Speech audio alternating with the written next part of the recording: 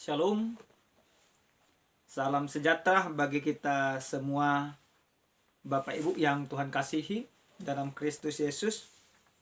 Kita akan kembali membahas bahan khotbah atau bahan sermon untuk Minggu tanggal 1 Agustus tahun 2021, 9 setelah Trinitatis, yang tertulis dari surat Paulus kepada jemaat Efesus pasal 4 ayat yang pertama sampai dengan ayat yang ke-7. Kita baca demikian firman Tuhan. Kesatuan jemaat dan karunia yang berbeda-beda. Sebab itu aku menasihatkan kamu, aku, orang yang dipenjarakan karena Tuhan, supaya hidupmu sebagai orang-orang yang telah dipanggil berpadanan dengan panggilan itu.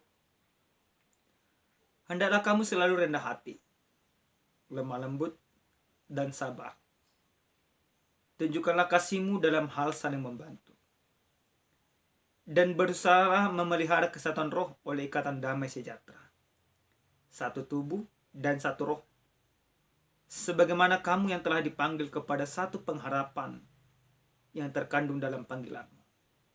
Satu Tuhan, satu iman, satu baptisan. Satu Allah dan Bapa dari semua.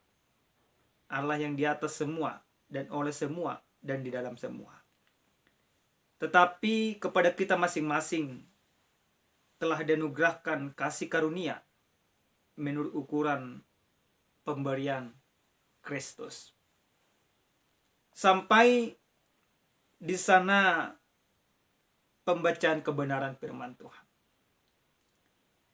Bapak Ibu yang Tuhan kasihi, adapun tema kita pada saat ini dikatakan hidup dalam kesatuan roh.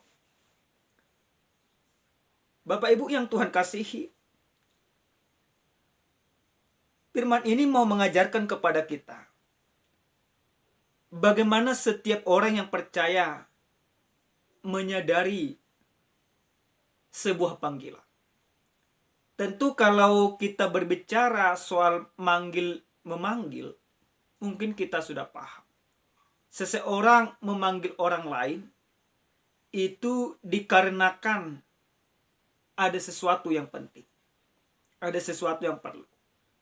Dalam kebenaran firman Tuhan ini, bagaimana seorang Paulus menyadari sebuah panggilan yang disampaikan oleh Tuhan. Paulus yang dulunya seorang yang membenci para pengikut Kristus, dia dipanggil oleh Tuhan ketika melakukan sebuah perjalanan ke Damsyik. Akibat dari sebuah panggilan yang dilakukan oleh Kristus kepada Paulus, Paulus mengimaninya. Yang dahulunya dia menjadi pembenci Kristen, kini menjadi penyampai kabar keselamatan. Bahkan ada sebuah harga yang harus dibayar ketika Paulus mengiyakan panggilan. Apa harga yang dia bayar?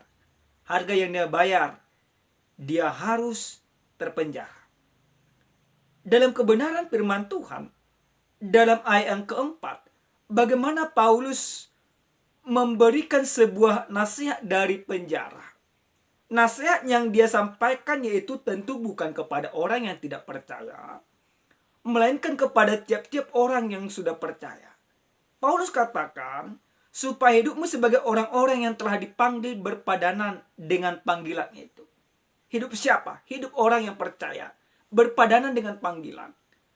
Panggilan siapa? Panggilan daripada Kristus. Kristus pada hakikatnya sudah memanggil setiap orang percaya.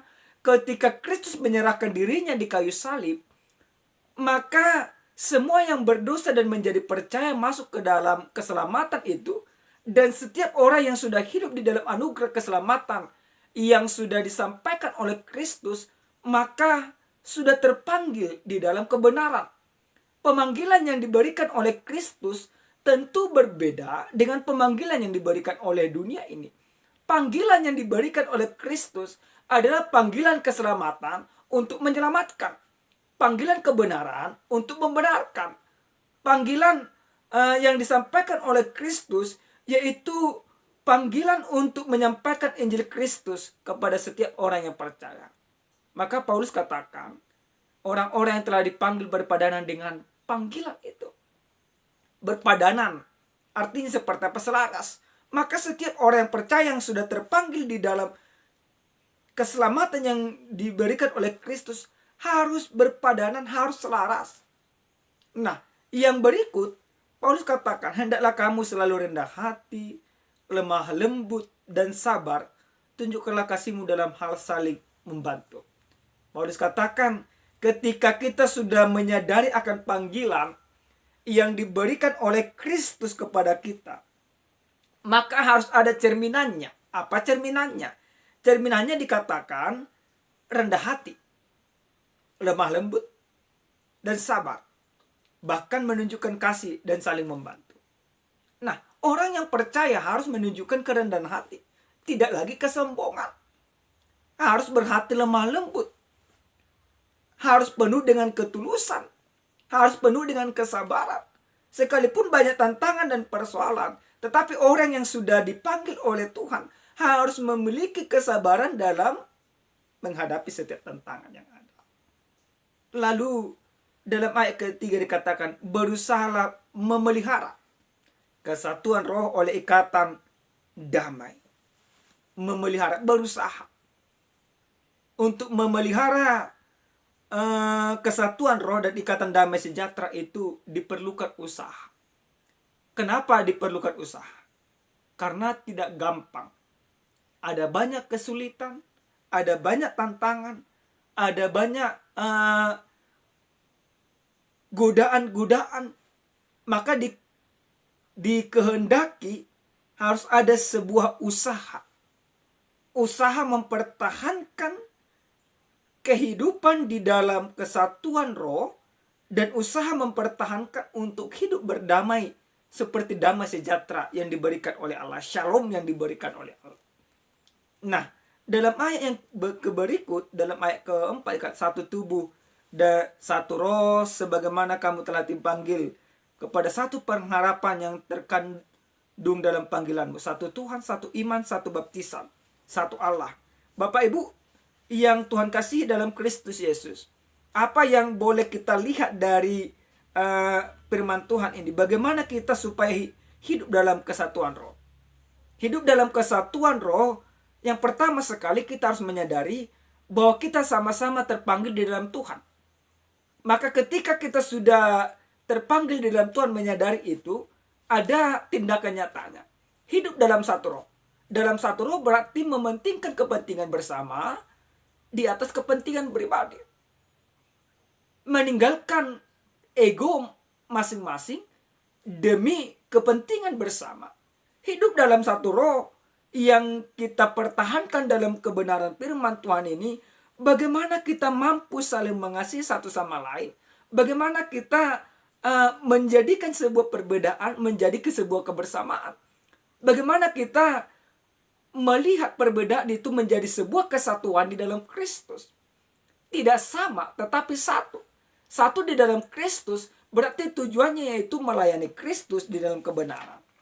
Nah, Bapak Ibu yang Tuhan kasihi dalam Kristus Yesus, apa yang perlu kita imani juga dari kebenaran firman Tuhan ini? Lewat ketika kita sudah menyadari hidup dalam satu roh, berarti kita harus menghindari perasaan-perasaan yang pertentangan. Kita harus menghindari persaingan, kita harus menghindari perpecahan, kita harus menyadari sebuah panggilan itu untuk mempersatukan kita di dalam kasih Kristus. Lalu yang terakhir Bapak Ibu yang Tuhan kasihi dalam Kristus Yesus, panggilan yang diberikan oleh Kristus kepada kita menguatkan kehidupan kerohanian kita atau menguatkan spiritualitas kita untuk hidup di dalam pimpinan Roh Kudus. Bagaimana supaya kita mempunyai spiritualitas yang baik? Maka kita biarkan Holy Spirit atau Roh Kudus yang menjadi penuntun kita, sehingga perbuatan baik akan bisa kita nyatakan di dalam kehidupan kita. Kita akan menyadari bahwa kita sudah dibaptis di dalam keselamatan yang diberikan oleh Kristus Yesus. Bapak Ibu yang Tuhan kasihi. Lalu dalam ayat yang ketujuh dikatakan, tetapi kepada kita masing-masing telah dianugerahkan kasih karunia menurut ukuran pemberian Kristus. Artinya seperti apa?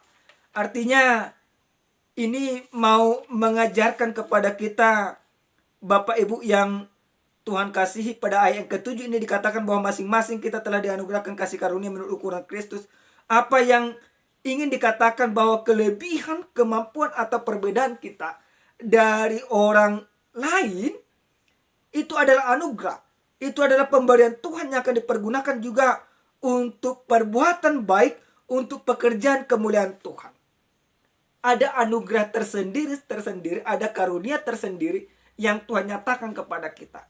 Tetapi semuanya itu untuk mendatangkan kebaikan bersama, bukan untuk mencari kepentingan pribadi.